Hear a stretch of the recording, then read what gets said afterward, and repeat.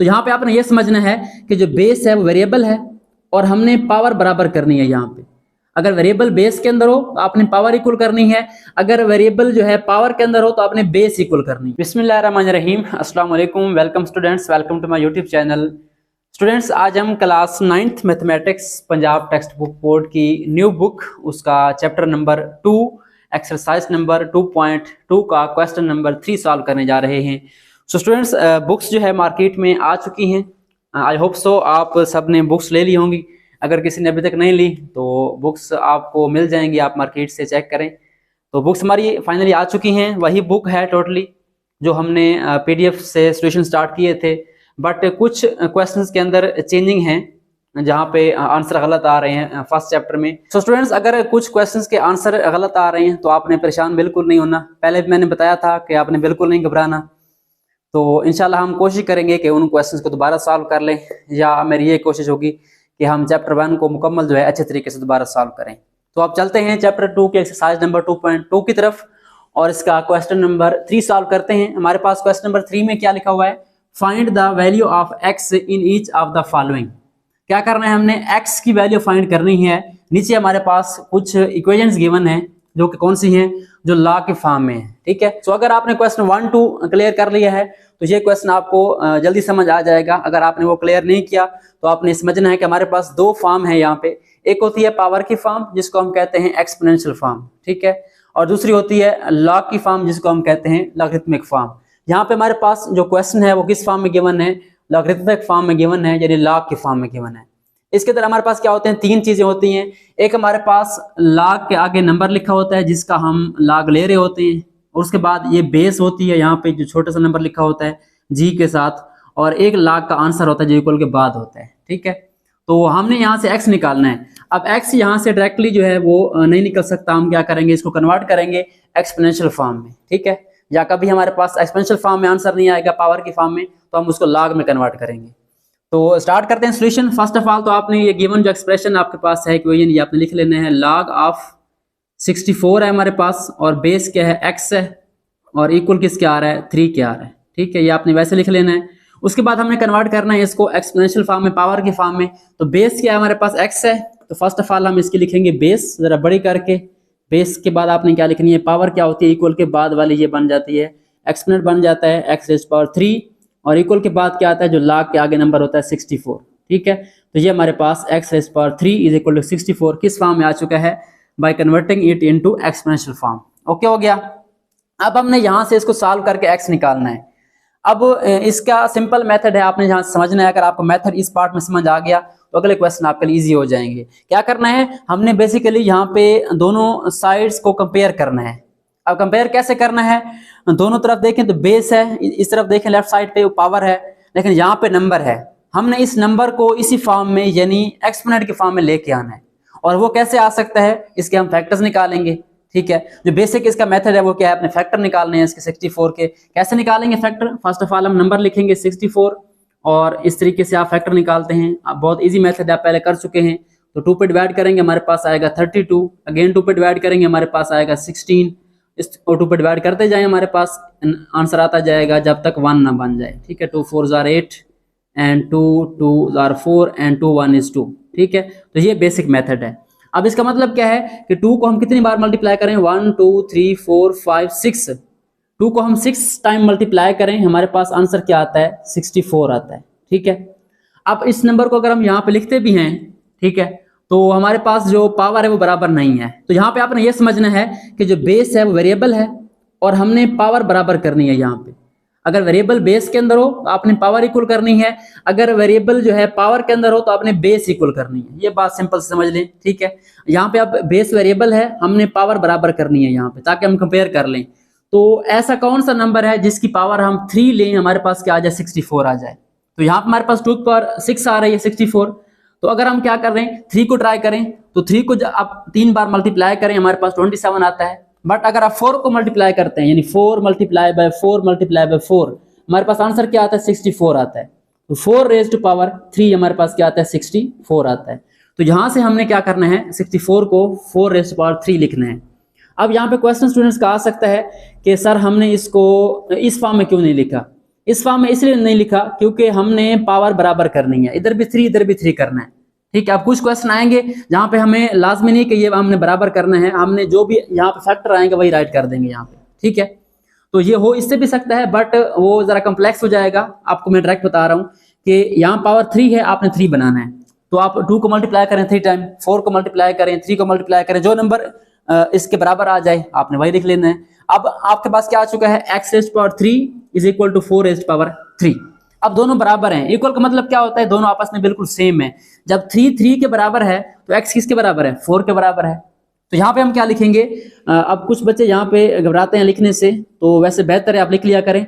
यहाँ पे आप लिखेंगे बाय कंपेयरिंग, हम कंपेयर करेंगे by comparing basis and power. ये आपका रफ वर्क है, मैं लाइन लगा रहा हूँ यहाँ पे, by comparing basis and powers, कि बेसिस और पावर्स को कंपेयर करने से हमारे पास रिजल्ट क्या आता है, 3 के इक्वल है, उसको लिखने की जरूरत नहीं है, हमने x निकालना है। तो अगर आप गौर करें यहाँ पे x किसके बराबर है, 4 के बराबर है, ठीक है। 3 के इक्वल हो गया, x किसके इक्वल होगा, बेस के बराबर हो गई। तो ये हमारे पास जो अननोन x था वो फाइंड हो चुका है। एंड आई होप सो आपको मेथड समझ आ गया होगा। बहुत इजी मेथड है, बहुत आसान मेथड है, यही मेथड आपने सारे पार्ट्स में अप्लाई कर देना है। तो अब हम चलते हैं इसके सेकंड पार्ट की तरफ। हमारे पास जो सेकंड पार्ट है, यहाँ पे लिखा हुआ है log of 1 with base 5 is equal to x। अब क्या करना है, पहला काम वही आपने इसको किस फॉर्म में लेके जाना है, एक्सपोनेंशियल फॉर्म में लेके जाना है। पहले तो आप क्या करें, फर्स्ट स्टेप में आप वही क्वेश्चन जो गिवन है आपका, log of 1 base 5 is equal to x, ये लिख दें।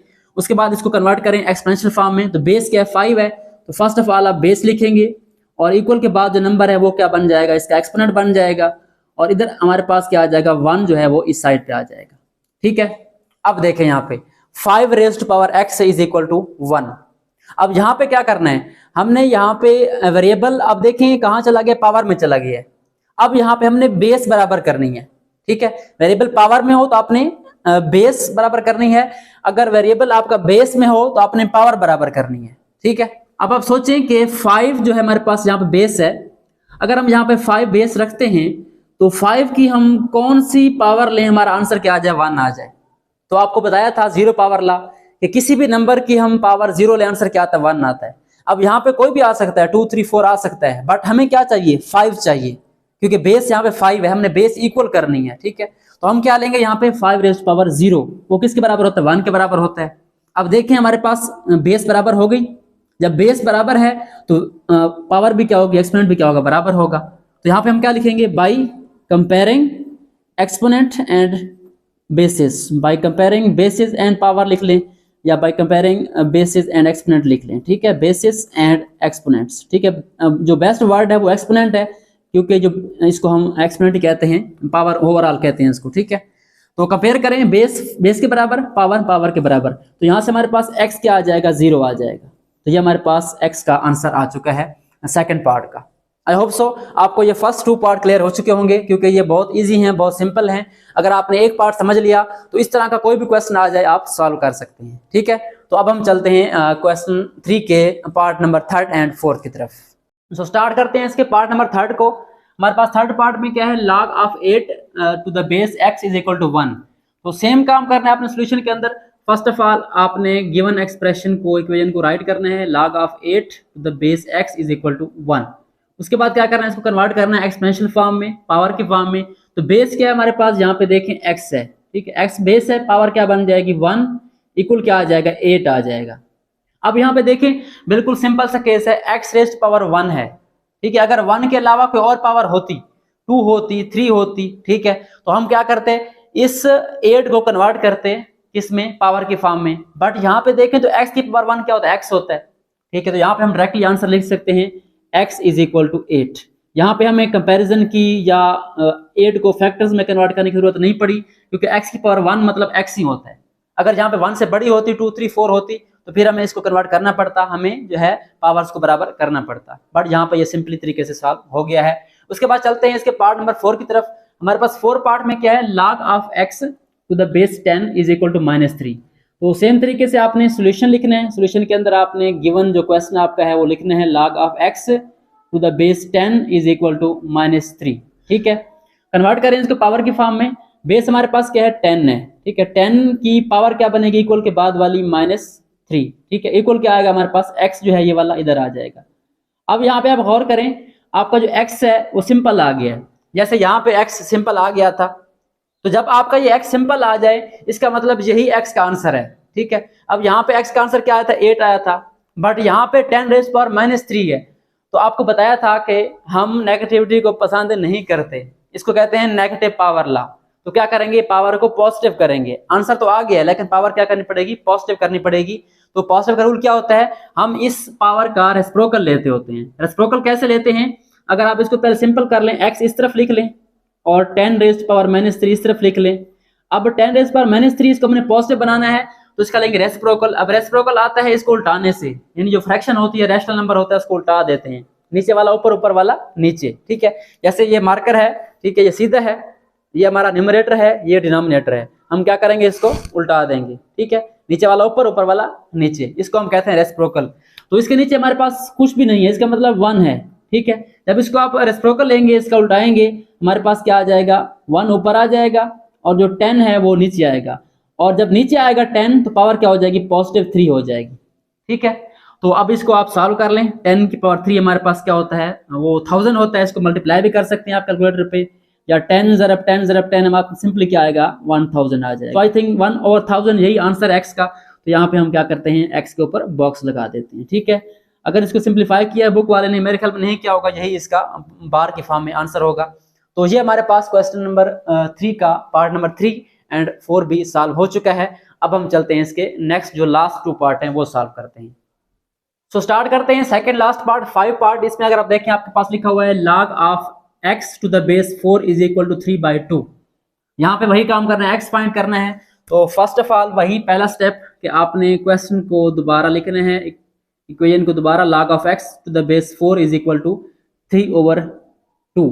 अब ये दोबारा मैं क्यों लिखवाता हूँ, क्योंकि जब भी आप क्वेश्चन सॉल्व किया करें, कोशिश किया करें जो आपको गिवन एक्सप्रेशन है वो दोबारा राइट किया करें। क्यों, इसका फायदा ये होता है कि आप जब इसको राइट करते हैं तो आपके माइंड में क्वेश्चन क्लियर हो जाता है। ठीक है, तो दूसरी बात ये है कि जो चेकर होता है वो भी इसको देखता है कि फर्स्ट ऑफ ऑल आपने क्वेश्चन को राइट किया है। उसके बाद आपने जो नेक्स्ट स्टेप वो स्टार्ट करना है। ठीक है, क्या करना है, हमने यहाँ पे इसको पावर के फॉर्म में, एक्सपोनेंट के फॉर्म में कन्वर्ट करना है। तो बेस क्या है, हमारे पास 4 है। तो फर्स्ट ऑफ ऑल हम क्या लिखेंगे, इसकी बेस 4 लिखेंगे, और इक्वल के बाद 3/2 है, तो ये हमारे पास क्या बन जाएगी, इसकी एक्सपोनेंट बन जाएगी, पावर बन जाएगी 4⁻³ x कहाँ पे आ जाएगा, इक्वल के बाद आ जाएगा। ठीक है, अब यहाँ पे आप गौर करें, x इज इक्वल टू 4⁻³ अब यहाँ पे x की कोई पावर नहीं है, यानी 1 है, तो इसका मतलब x का यही आंसर है। ठीक है, इसमें हमें सॉल्व करने की, कंपेयर करने की जरूरत नहीं है, बट इसको सिंप्लीफाई करना है हमने इस साइड को। ठीक है, इसको दोबारा मैं लिख लेता हूँ, x इस तरफ लिख लेता हूँ लेफ्ट साइड पे, क्योंकि इक्वल है, हम लिख सकते हैं इसको 4⁻³ अब क्या करना है, अब इसको 4 को सिंप्लीफाई करना है, पावर क्या है इसके 3/2 है। अगर आप गौर से देखें, नीचे 2 है, इसका मतलब अगर हम इसको लिख दें पावर के फॉर्म में 2 कैंसिल हो सकता है। अब 4 के फैक्टर निकालें, हमारे पास कैसे आते हैं, 2 2 ज़ार 4, यानी 2 को आप 2 टाइम मल्टीप्लाई करें, हमारे पास क्या आता है, 4 आता है। तो यहाँ पे हम इसको सॉल्व कर सकते हैं, जो हमारा 4 है 2⁻² बन जाएगा, और पावर कितनी है ऊपर हमारे पास, ये 3/2 पहले से खड़ी है। अब यहाँ पे हमारे पास आता है पावर ऑफ पावर लॉ, कि जब पावर के ऊपर पावर हो और ब्रैकेट लगी हो तो पावर्स आपस में क्या होती हैं, मल्टीप्लाई। ठीक है, तो सिंपली आपने पावर्स को मल्टीप्लाई कर देना है। 2⁻, यहाँ पे 2 है, यहाँ पे 3/2 है, तो इसको मल्टीप्लाई करेंगे 3/2 के साथ, तो 2 2 क्या हो जाएगा, कैंसिल हो जाएगा, पीछे क्या बचना है, 2⁻3। तो x का आंसर हमारे पास क्या आ जाएगा, 2⁻3। अब 2⁻3 कितना होता है, यानी 2 को आप 3 टाइम मल्टीप्लाई कर दें, 2 2 ज़ार 4, 4 2 ज़ार 8, हमारे पास आंसर क्या आ जाएगा, x का 8 आ जाएगा। तो 8 हमारे पास इसका सिंप्लीफाइड आंसर है x का। तो ये हमारे पास part number 5 second last part solve हो चुका है। अब हम चलते हैं इसके लास्ट पार्ट की तरफ, last but not the least. तो स्टार्ट करते हैं, हमारे पास क्या लिखा हुआ है, log of 1024 to the base 2 is equal to x। तो वही काम, पहले आपने क्वेश्चन लिखना है, log of 1024 to the base 2 is equal to x। ठीक है, अब इसको पहला काम क्या करना है, इसको पावर में एक्सपोनेंट पर कन्वर्ट करना है। तो हम इसको लिखते हैं 2⁻² क्या बनेगा, इक्वल के बाद वाला x इधर आ जाएगा, और जो 1024 है वो इधर आएगा, इक्वल के इस तरफ। ठीक है, 1024। अब यहाँ पे गौर करें, तो बेस 2 है, पावर x है। अब यहाँ पे वेरिएबल कहाँ पे आया, पावर में, एक्सपोनेंट में आ गया है। इसका मतलब हमने यहाँ पे बेस बराबर करनी है। ठीक है, जब बेस बराबर करनी हो तो अब यहाँ पे 2 की पावर x है, और यहाँ भी 2 की कुछ पावर होनी चाहिए। तो क्या करेंगे, इस वाले भाई साहब को क्या करेंगे, इसके फैक्टर्स निकालेंगे। ठीक है, तो फैक्टर्स आप इसके इजीली निकाल सकते हैं। मैं इसको सॉल्व कर रहा हूँ। 1024 इवन नंबर है, 2 पे डिवाइड करें, 2 5 10, 2 1 is 2, 2 2 4। ठीक है, ये बन जाएगा 512। अगेन 2 वाला टेबल लेके जाएं, 2 2 4, यहाँ पे 4 बनेगा तो 5 से 4 निकालें, 1 बचता है तो ये बन जाएगा 11 11। 2 5 10, फिर 1 बचेगा वो मिलेगा इसके साथ, 12 बन जाएगा, 2 6 12। ठीक है, उसके बाद फिर 2 वाला टेबल, 2 1 is 2, उसके बाद 5 पे लेके जाना 2 वाला टेबल, तो 2 2 4 होता है, 1 बचेगा, 5 से 4 निकालेंगे तो 1 यहाँ पे आ जाएगा, 16 बन जाएगा, 2 8 16। यानी इसको 2 पे डिवाइड करते जाएं। ठीक है, 2 6 12, 2 4 8, 2 3 6, 2 2 4, उसके बाद आपके पास क्या आएगा, 2 16 32। इस तरीके से करते जाएं इसको, 2 8 16, 2 4 8 एंड 2 2 4 एंड लास्ट पे क्या आएगा, 2 1 is 2। अब काउंट करें, सारा हमारा 2 आ गया। ठीक है, 2 कितनी टाइम आया, 1 2 3 4 5 6 7 8 9 एंड 10। यानी हम अगर 2 रेज़्ड पावर x यहाँ पे लिख दें और यहाँ पे 1024 क्या बन रहा है, 2 रेज़्ड पावर 10। 2 को अगर हम 10 टाइम मल्टीप्लाई करें हमारे पास क्या आता है, 1024 आता है। अब यहाँ पे गौर करें, बेस हमारी क्या हो गई, इक्वल हो गई। जब बेस इक्वल है पावर भी क्या हो जाएंगी, इक्वल हो जाएंगी, तो दरमियान में क्या है, इक्वल है। तो हम यहाँ पे लिख सकते हैं by comparing basis and exponent. ठीक है, by comparing basis and exponent, तो हमारे पास रिजल्ट क्या आएगा, हमारी बेस तो 2 है दोनों तरफ, वो कंपेयर करने की जरूरत नहीं है। ठीक है, अगर लिख भी दें तो इशू नहीं है। हमने क्या करना है, वेरिएबल निकालना है, तो x हमारे पास किसके बराबर आएगा, 10 के बराबर आएगा। ठीक है, तो ये बेसिक मेथड है इस तरह के क्वेश्चन को सॉल्व करने का। ये वाला काम आप रफ में कर सकते हैं या इधर ही सॉल्व कर दें तो कोई प्रॉब्लम नहीं है। ठीक है, मेन मकसद है आपने इसको कन्वर्ट करना है। ठीक है, तो आई होप सो आपको ये वाला क्वेश्चन नंबर 3 जो है अच्छी तरीके से समझ आ गया होगा। तो स्टूडेंट्स, मेन कंसेप्ट क्या है कि आपने क्वेश्चंस को समझना है, क्वेश्चन में कहता क्या है और हमने क्या करना है, और उस क्वेश्चन का कंसेप्ट क्या है, टॉपिक क्या है। ठीक है, तो मेन बात ये है, because concept is the main power. आपने कंसेप्ट समझना है, क्वेश्चन चाहे यहाँ पे जो भी आ जाए, जैसे यहाँ पे 4 लिखा हुआ है, यहाँ पे 3 भी आ सकता है, 5 भी आ सकता है, क्योंकि पेपर आपका नेक्स्ट जो है बोर्ड का पेपर है वो 25% एनालिटिकल आता है। ठीक है, उसमें चेंजिंग थोड़ी बहुत हो सकती है। ठीक है, लाजमी नहीं कि बिल्कुल सेम टू सेम क्वेश्चन आएगा, तो कुछ क्वेश्चन चेंज हो सकते हैं। तो आपने क्या करना है, कंसेप्ट सीखना है ताकि आप इसको इजीली सॉल्व कर सकें। तो आज के लिए इतना ही। मैंने व्हाट्सएप ग्रुप बनाया हुआ है, आप व्हाट्सएप ग्रुप ज्वाइन करें, लिंक आपको मिल जाएगा डिस्क्रिप्शन के अंदर। क्योंकि व्हाट्सएप में आपके जो कुछ क्वेश्चन होते हैं कमेंट्स के अंदर एक्सप्लेन नहीं होते, वहाँ पे आपको शेयर होंगे और वहाँ पे हम जो है डिस्कशन भी कर सकते हैं टॉपिक्स के ऊपर। तो मैं आपको सजेस्ट करूंगा लाजमी ग्रुप ज्वाइन करें और मेरा फेसबुक टिकटॉक पेज उसको लाजमी ओपन करें और फॉलो करें। तो आज के लिए इतना ही, मिलते हैं नेक्स्ट वीडियो में जिसमें हम एक्सरसाइज नंबर 2.3 स्टार्ट करेंगे। तब तक के लिए अल्लाह हाफिज़, thanks for watching and don't forget to subscribe my channel.